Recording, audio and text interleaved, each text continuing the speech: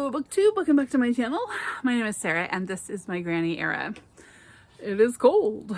It is finally winter, full on winter in Northwest Arkansas. I love it and I'm making the most of it, sitting out here freezing on my porch to make this video for you guys. Partially because I want to enjoy the winter and partially because my house is noisy. Alright, today I've got a tag for you guys. This is the rapid fire tag. This was created by Girl Reading, who I guess is not on BookTube anymore, but I was tagged by Debs at Rainer Reads Stuff. I love to be tagged. I love doing tags, so thank you for tagging me. And this one has 25 questions. You're supposed to just like read it, answer fast, and they're easy, fast questions. So we'll get right into it. Number one, ebook or physical book? Physical book, definitely. I don't like to read ebooks. My eyes go all funky when I stare at a screen for a long time. Yes, I need glasses and no, I don't wear them, so I like my physical book. 2, paperback or hardback? Paperback. It's easier to read a paperback for me. A lot of times I lay in bed with my book up like this, and so when, I fall asleep and it falls and hits me in the head, that's a lot less damaging if you're reading a paperback. But I also just like to just flop my books around and not have to worry about the dust cover and all that kind of stuff. I don't know. I do like having a hardback I do like some hardbacks for my collection because some of the cover art is really pretty, but it honestly doesn't even matter to me in my collection which it is, but I prefer to read a paperback for sure. Number 3, online or in-store book shopping? In-store. I would love to do a lot less online shopping than I do. There's not a lot of stores really near where I live. I always will have to drive probably 45 minutes, depending on traffic or distance in any direction to get to a bookshop. And so, unless it's a thrift shop, there's a lot of thrift shops closer than that. But so I do a lot of my online shopping just because I get an idea in my head, oh, I really want to read that, and rather than having to hop around to the 15 or 20 bookshops that are going to be hours worth of driving, I just buy online. But I would like to do that less, or at least try to buy used online more than I do. Number 4, trilogies or series? I actually don't really prefer either one. I really like to read standalone books. I don't like to get committed, and especially if I don't have all of the series or trilogy with me, then I don't even want to start it because, if I start something and I do get into it, well then what if I can't find book 2 and I'm waiting and I'll forget the story? And so I don't even start a series or trilogy until I have all of the books. The one series that I will say has been an exception lately is the series by Claudia Gray. They're mysteries that she has set around the characters that Jane Austen created.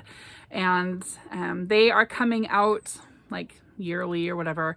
And so I am into that series, and I do, get excited and anticipating the next volume coming out. The next one I think is coming out this summer. I can't remember, but other than that, for the most part, and those ones, they don't necessarily like end on a cliffhanger, so that makes it better. I guess if they don't end on a cliffhanger, I could probably do a series okay. And in such case, I guess I would prefer a series over a trilogy because when it ends, it's done. But when you have a series, like there's always hope for more, right?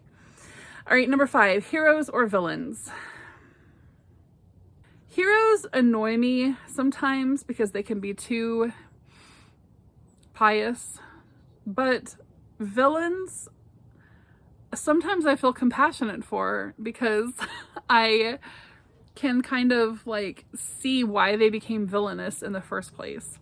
So unless, depending on what you did, right? If you did anything towards children, like you're just horrible, lousy excuse for a human being. But if you're villainous, like, Scrooge is supposed to be the villain. Well, I have a lot of compassion for Scrooge. So I don't know.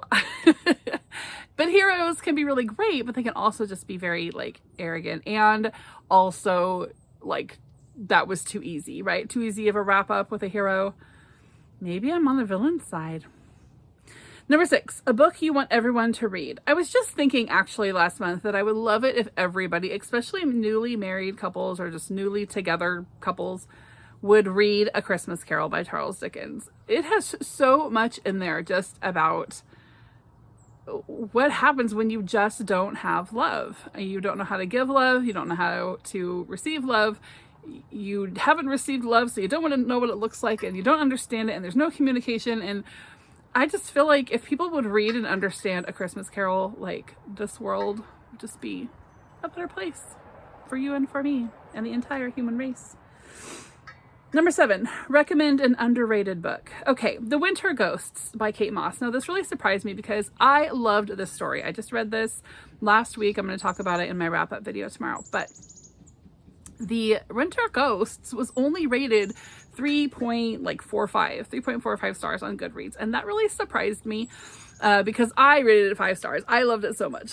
But then when I started reading through reviews, which you should never do on a book that you love, and then you actually should never do on a book that you hate either, because then it makes you feel compassionate towards a book that you wanted to hate.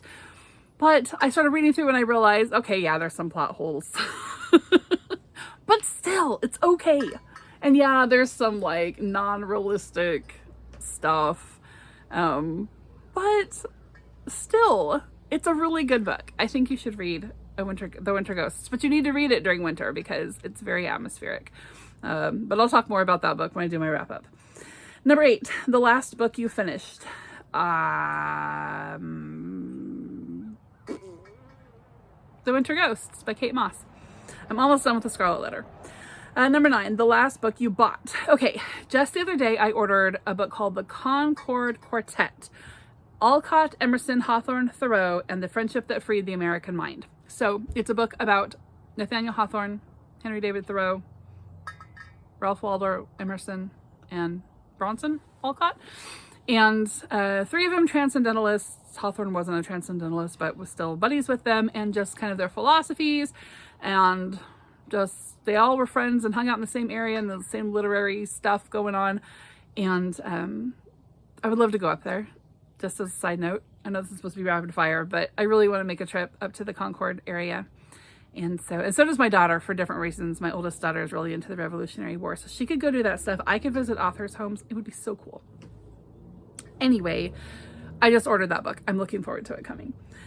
Number 10, weirdest thing you have used as a bookmark. I have used tons of weird things. Anything that's around. Candy wrappers, candy bars, unopened.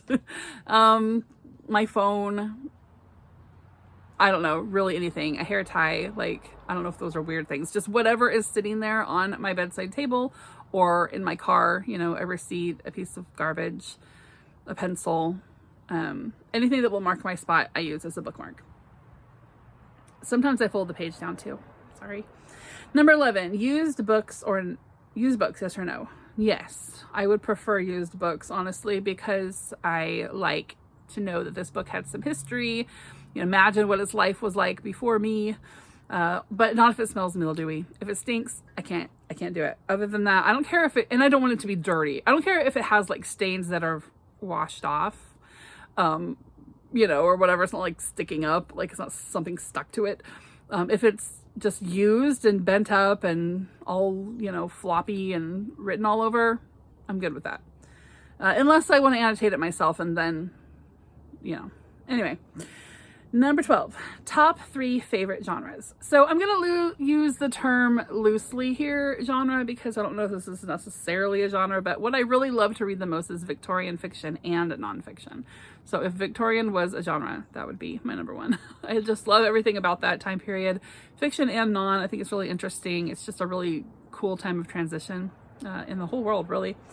And then secondly would be Gothics. I love to read Gothics. I don't like to read gory, gross, weird, yucky Gothics, but just like the traditional, you know, Daphne du Maurier or Kate Morton or something where it's like old house, old lady, young lady, something bookish, maybe a romance that doesn't actually get romantic, and a mystery. That's the kind of books I like. Atmospheric, rain, snow, cold, freezing. We're all stuck in the house. We can't get out. We've been quarantined, whatever. I like that stuff. And then third, probably classics, just in general, just like, for me, a classic is like pre-1970, pre-1967-ish, I think of as classics. So yeah, I like reading classics. Number 13, borrow or buy. I would prefer to buy because I like to write in my books and I usually keep them.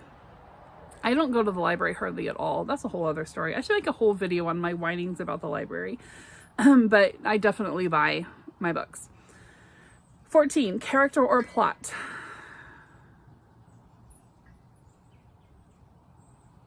Well, like Debs said, it's hard to have one without the other. I agree with that. I think that when I read a story, I am definitely more focused on where the story is going and not so much on who the character is. But I do definitely recognize when a character is not written well and doesn't stay in character. So I would say that I probably focus more on the plot, but I think that, both are needed in order to make a decent story.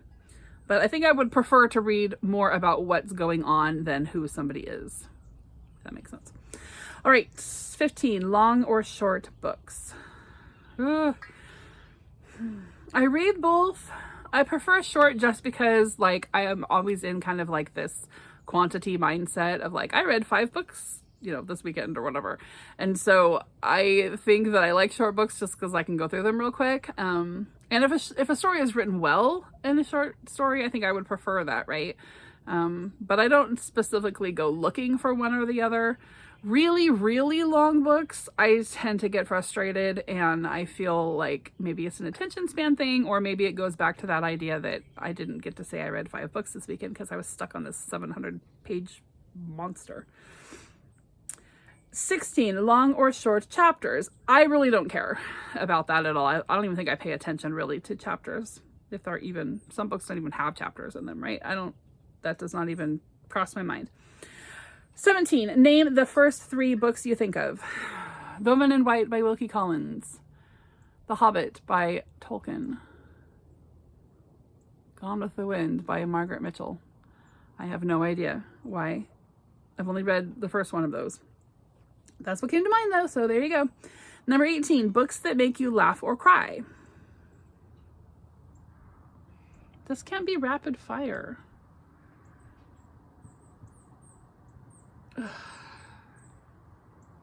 I actually think I teared up on some of the books in this collection here that my husband got me, Star Over Bethlehem by Agatha Christie.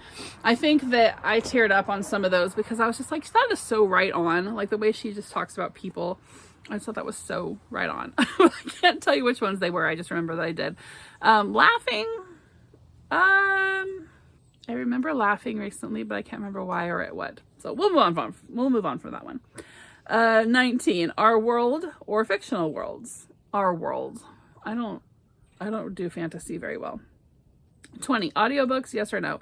Yes, if I'm doing something. I can't just sit and listen to an audiobook. It would drive me nuts. But when I'm sewing or driving, which I do a lot of both of those, then I like to listen to audiobooks. Yeah. In fact, I don't even think I'm to the point now where I can sew or drive without listening to something. So usually though, I'm listening to booktube videos. And so I have filled up my Audible library with all kinds of stuff, and I really want to commit to listening to it more. I'll get more books knocked off my list that way.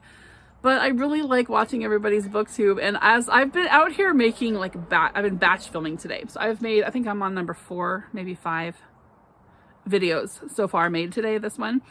And I keep seeing all these notifications popping up on my phone that, all of my booktube friends are putting out videos today. I'm like, I gotta finish this so I can go watch those. So I'll be doing that all evening, I'm sure, while I'm sewing away. All right. Number 21, is that what I'm on? Do you ever judge a book by its cover? Yes, definitely. I am so taken in by a cover, even against my better judgment when I read the back and I'm like, I don't know. And so a lot of times I've been fooled because the cover is so beautiful, and then I read the story and I'm like, what is this? But there's been times also when the cover hasn't been so great and the story's been wonderful. So I shouldn't, but I do. 22, book to movie or book to TV adaptations. What is this asking me? Book to movie. Do I prefer a book to movie or a book to TV, or do I prefer them or not? Well, I don't know how many books to TV adaptations I've watched. I can't really think of any. Book to movies, I don't know, kind of. It just depends. Like, if it's like a classic book, I really prefer BBC versions. Anything that's produced over here, I don't know. I just don't feel like we should be telling those stories. If you've been in America for a few generations, you should let the culture that story is in tell the story. Is that okay for me to say? I gotta move on from that one. I don't know. I don't have an opinion. 23, though, I have a major opinion. So 23 is a movie or TV adaptation that you preferred more than the book. And I have said this for 2 decades. I will say this for the rest of my life. The Princess Bride. The movie is a billion times better than the book. That is one of the worst books I have ever read. I do not like the story version of The Princess Bride at all. In fact, I'm probably going to reread it just to see if I still feel that way, but I read it probably 18 years ago and I hated it. But I love the movie. It's one of my favorite movies ever. So definitely that one. 24, series or standalones. Like, I think I already addressed that. Standalones, definitely. All right, 25, I'm supposed to tag other people, but I just got a notification from my phone that it's dying, and that's what I'm using to film this. So I'm going to put people in the description box rather than sit here and tell you all the people I'm thinking of tagging. If I don't tag you and you want to do this tag, do it. I love tags, and sometimes I just do the tag, even if nobody tagged me. So you can too. All right, guys, have a great week. I will see you soon. Bye-bye.